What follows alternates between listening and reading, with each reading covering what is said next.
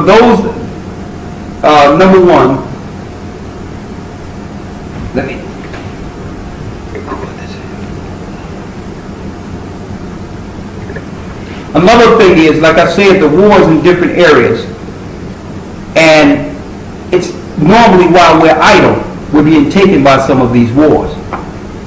You have to know the mindset of those who are fighting against us. The Greeks and Romans don't change their tactics. They do the same thing over and over again.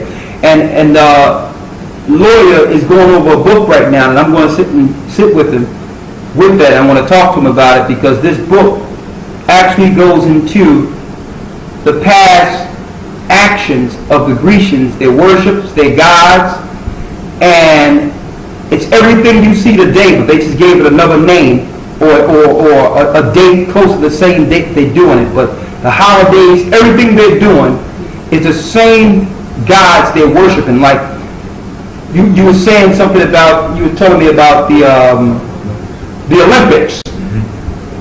The Olympics, how these were games to the god Zeus. And they have them till this day. Let's read this out of Maccabees real quick. Maccabees 6:1. Listen to this clearly. These are wars. These are spiritual wars. They have us dealing with these entertainments, but you don't know there's a God behind a lot of this entertainment. And I'm going to say this. And these gods require blood sacrifice. See, a lot of you don't understand that Moloch, the Most High, had a problem, big problem with our people dealing with the god of Moloch, because it meant human sacrifice. This is what we warn against, folks. Like, if you want to do anything in this society, like real big, you must be introduced from a rabbi to a high priest that will allow you to sell your soul in this world for a price. But someone has to die, brothers and sisters. And that introduction comes through rabbis. You notice that all your lawyers, your entertainment lawyers, they're Jewish. They all go to the synagogue. When they see someone that have some serious talent and they scope it in these corporations, sooner or later they'll take that person to a rabbi and they'll meet a top priest who will give them everything they want. But someone must die. This is what the Most High God, AHAYAH, was trying to keep his people from. Look at what just happened to Amy Winehouse. She just died, Jewish woman. Mysterious death. They're saying they're not going to know what happened to her until October. Remember when Michael Jackson died? Under mysterious circumstances, and they was doing autopsies and they was waiting, and no one still figured out why he died. This is the world we're in, brothers and sisters. I'm telling you, it's crazy. The worshiping of Moloch and child sacrifice and human sacrifice for your soul, to gain notoriety and power and status in this world, still exists. It's real. If your ultimate goal is to be famous, then you're gonna do a lot to get there. Like sign your name in blood in a contract with the devil.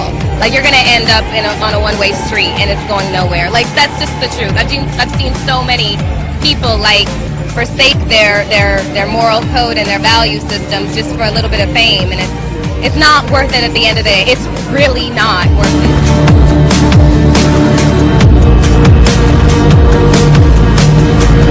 Look at Michael Jordan, number 23. Think that's a coincidence?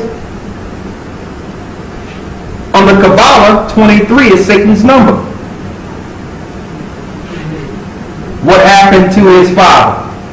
Mysterious death. Bill Cosby from Philadelphia. Everyone knew he was a known sorcerer, even in Philadelphia. The guy could do no wrong.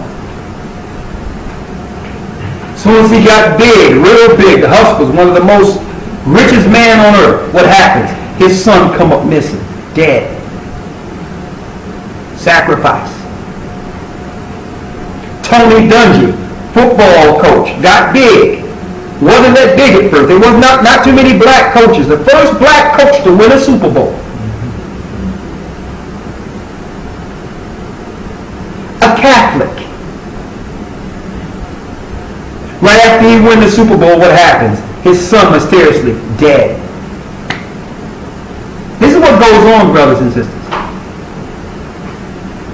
And I think we're going to have to do, if the Most High permit, we have to do one of these little, a little mini film or something on the lifestyles of the business and what really happens there as far as sacrificing goes. But it first starts with, believe it or not, sexual rituals. Sexual rituals first. They get you in the entertainment business and get you out there with sexual rituals. And then it goes a step higher. Then they started dealing with substances. Then after that, it goes higher. Then next thing you know, your Jewish lawyer introduced you to a rabbi at a party someplace. You don't know he's a rabbi. You think he's a regular guy. And then he introduces you to a priest. And next thing you know, you're bringing a new religion in your house, and everybody wondering what you're dealing with. You're not saying anything. And you become a star. What's a star? An angel. You worship like a god. Overnight. An overnight success. Look at the sister from the Dream Girls. Jennifer Hudson. Became a star. Whole family wiped out. Mother, nephew. That's straight sacrifice. See, a lot of these things, you can't talk about, but in certain circles, especially in the entertainment business, you know that these things are real. It's just as real as us sitting here talking today. Most entertainers know that. Listen,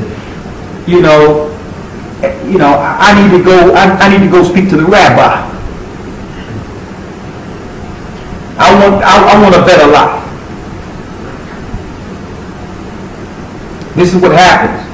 I need you to read this in Maccabees real quick. 2 Maccabees chapter 6 verse 1. 6 verse 1, read it.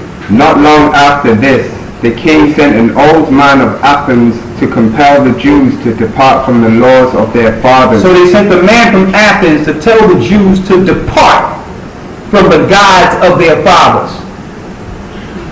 Athens is Greece. Read. And not to live after the laws of the Most High. And not to live after the laws of the Most High. Read. And to pollute also the temple in Jerusalem, and to call it the temple of Jupiter, Olympus.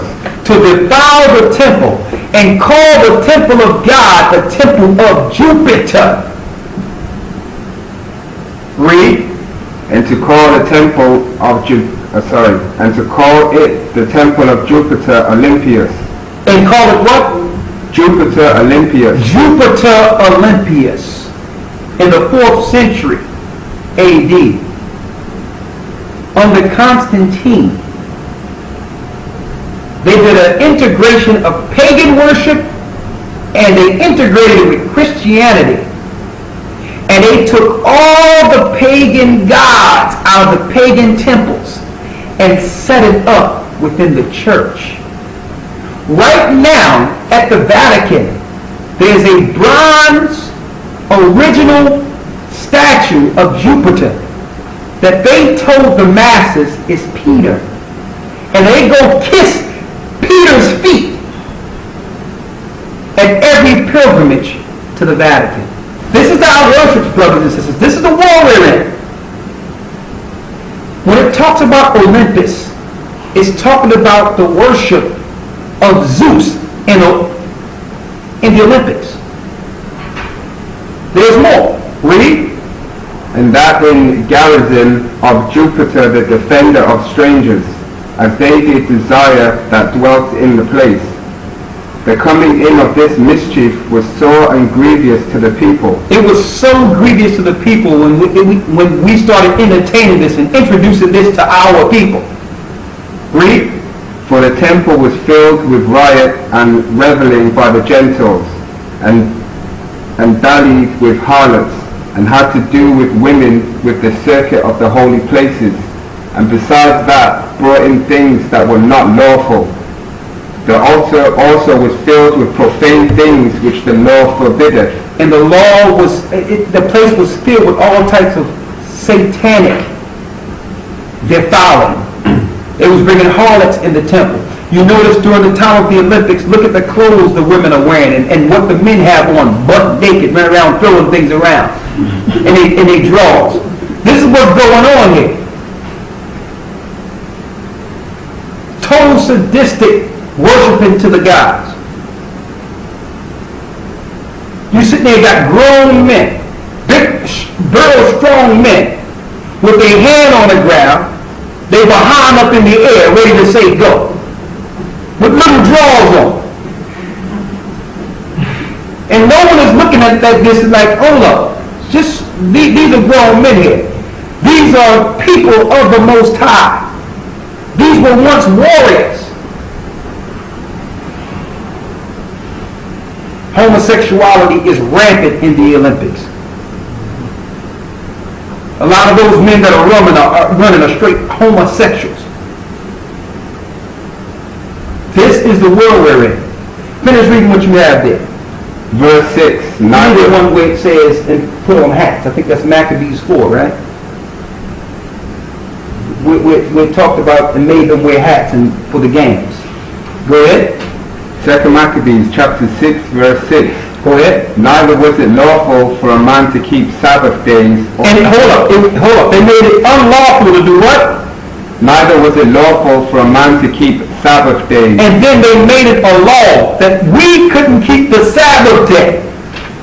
They made it law because they knew if we followed the Sabbath, that's a sign between us and the Most High.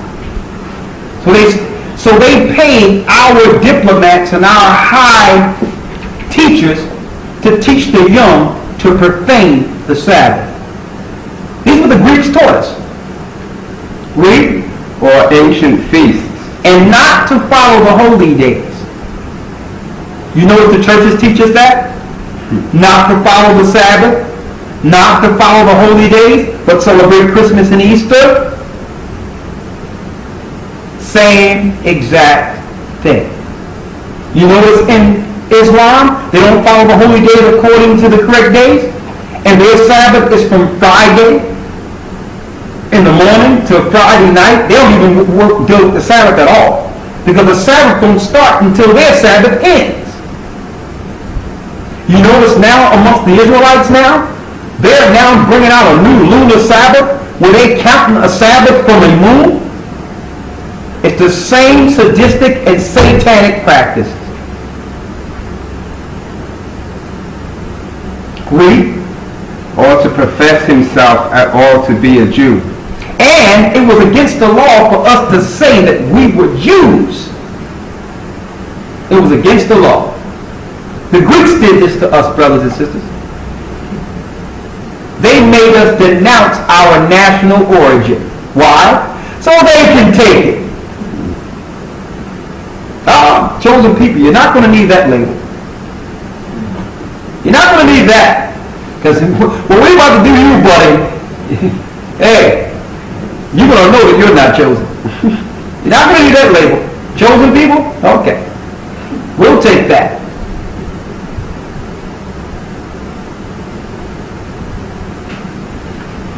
Read in Maccabees. 2 Maccabees chapter 4 verse 7. Maccabees 4 and 7. Read. But after the death of Seleucus, when Antiochus called Epiphanes took the kingdom, Jason the brother of Onias labored underhand to be high priest, promising unto the king by intercession 360 talents of silver, and another revenue of 80 talents. So after Antiochus Epiphanes came over and defiled Jerusalem, you had a high priest who was taking payoffs from the Greeks to defile our people. That's your modern day politicians. Look at Reverend Al Sharpton. Around 4 years ago, it came out that this guy was actually complicit with the drugs that was being actually flew in by the CIA, and he was getting part of the money of the drugs going into Harlem. They put it out on 60 Minutes and everything. And the next thing you know, it was pulled back. You didn't hear anything about it again. Al Sharpton played the game. They told him, listen, either we got the stuff on you. We got private tapes and everything. Either you play our game or we'll take you down. He started playing their game. It went away. This is how it works, brothers and sisters. This is the real world we're speaking of here. And they did the same thing during Antiochus Epiphanes times. The Greeks never do anything different. They do the same thing. There's always some varmint that they can pay that will sell the people out. There's always a varmint somewhere they can find and say, you know what, we're going to put you up. You know what I mean? You're going to be our token to bring forth our satanic rulership over your people. Hey, we'll pay you, we'll make you a millionaire. Because what you will deliver to us is priceless. We'll pay you $1 million to deliver $1 million of your own, or $10 million of your own. We'll pay you that. Read. Verse 9. Beside this, he promised to assign 150 more, if he might have license to set him up a place for exercise. So he said, I'll pay you 150 more things of silver. If you do what? If he might have license to set him up a place for exercise. So they wanted to set up a place for exercise. That's where you get your modern day sports arenas. So they started recruiting our people into Greek sports. I'm reading it right here in Maccabees. I'm reading it. Before then, you didn't have us running around with some tight pants on and little shorts on. That wasn't, you would never see that. The Greeks turned us like this. And they have all these different subliminal signs in their sports. What position you play? Oh, I'm a wide receiver. I'm a tight end.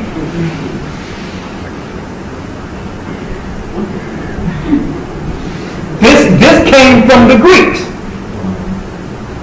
You got a grown man behind you with his hand like this, saying hike.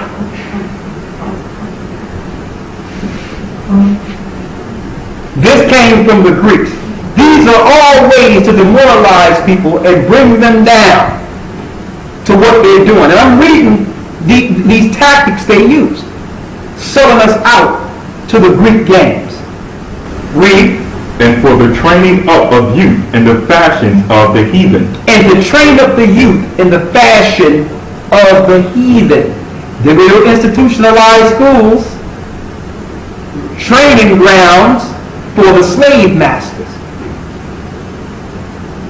Read. And to write them of Jerusalem by the name of Antiochians. And then call them Antiochians instead of Israelites.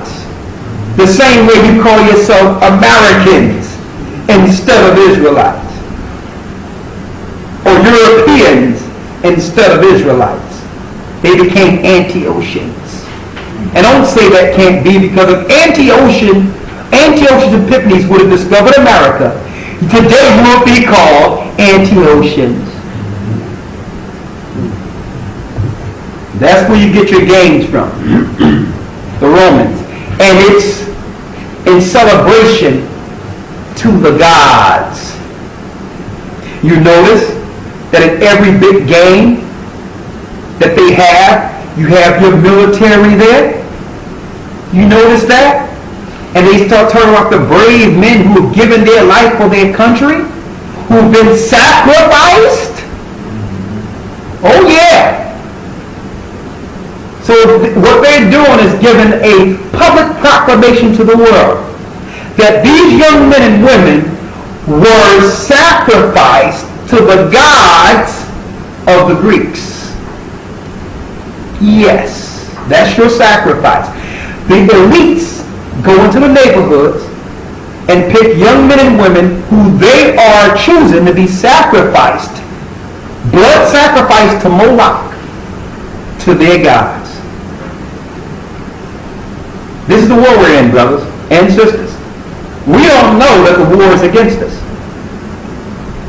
In order for us to overcome this war, we must first understand who's fighting against us. Who are we? What are our position in this war? And we have to learn, in order to win this war, we have to stop fighting against each other. We can correct whatever we need to correct internally amongst us without being a public spectacle, killing and destroying each other, and having the nations use our internal fighting as and they'll point it out too, use our internal fighting to show that we can never come together as a people. We are the children of Israel.